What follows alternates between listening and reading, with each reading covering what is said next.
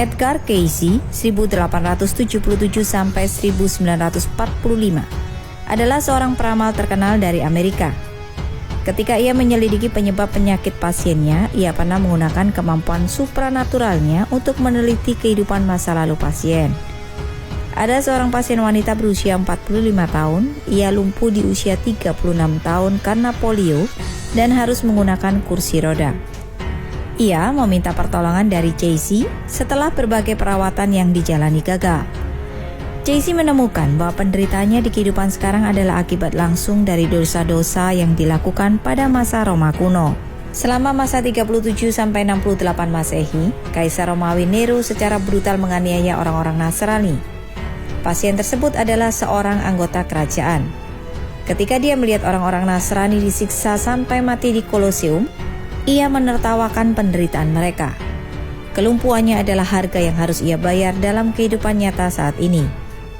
Pada kasus lain, pasiennya adalah seorang gadis muda. Pada masa Nero, ia adalah seorang bangsawan. Ketika dia melihat seorang gadis muda Nasrani dirobek tubuhnya oleh singa, ia tertawa terbahak-bahak. Ia menikmati kesakitan para martir. Harga yang ia bayar seumur hidup adalah menderita TBC sendi panggul. Pasien lain adalah seorang produser film. Pada usia 17 tahun ia terkena polio. Akibatnya, ia berjalan pincang dengan satu kaki. Ia juga terlibat dalam penganiayaan orang-orang Nasrani. Ia adalah seorang prajurit di masa Roma kuno. Ia diutus untuk menganiaya orang-orang Nasrani yang tidak berdaya. Sebagai prajurit, ia hanya menjalankan perintah. Namun, ia menertawai mereka yang berpegang teguh pada keyakinan mereka. Kasus terakhir adalah kasus seorang pria muda. Pada usia 16 tahun ia mengalami kecelakaan mobil dan menjadi lumpuh. 7 tahun kemudian ibunya meminta Cayce untuk menolong anaknya. Di salah satu kehidupan masa lalunya ia adalah seorang prajurit Roma. Ia sombong dan bahagia di atas penderitaan orang-orang Nasrani. Selain itu, ia juga menganiaya orang-orang Nasrani secara langsung. Inilah yang menjadi penyebab mengapa ia harus menderita di kehidupannya sekarang. Banyak orang tidak percaya pada pembalasan karma, karena mereka merasa bahwa terlalu banyak orang baik yang menderita dan orang jahat tidak menderita hukuman. Tetapi begitu orang memahami bagaimana karma berjalan dengan aturannya yang rumit, semoga hal itu akan memudahkan mereka untuk menerima konsep karma, bukannya menolaknya. Kita seharusnya tidak menarik kesimpulan hanya pada yang tampak di luar saja. Ada garis waktu untuk kesemuanya.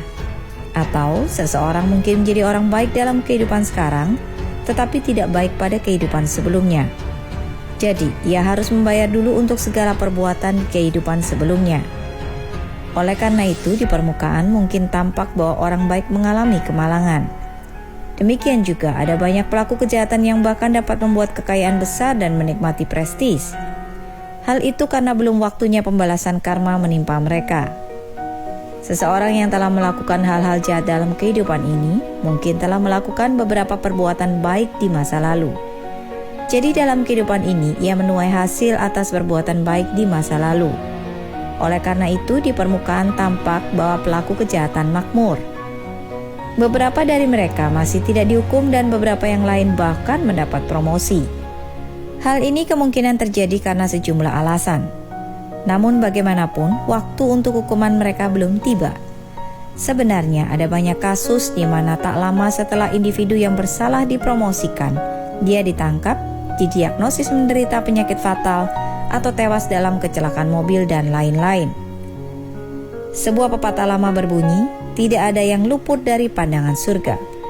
Pepatah lain mengatakan, pemintalan, Tuhan memintal secara perlahan. Namun mereka tetap memintal meski dengan sangat kecil.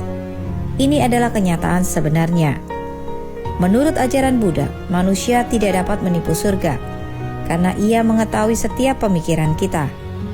Keadilan akan ditegakkan, ini hanyalah masalah waktu. Orang-orang Tionghoa berkata, orang jahat akan dihukum, yang baik akan dihargai. Segala sesuatu ada waktunya. Ketika saatnya tiba, pembalasan karma akan terbuka.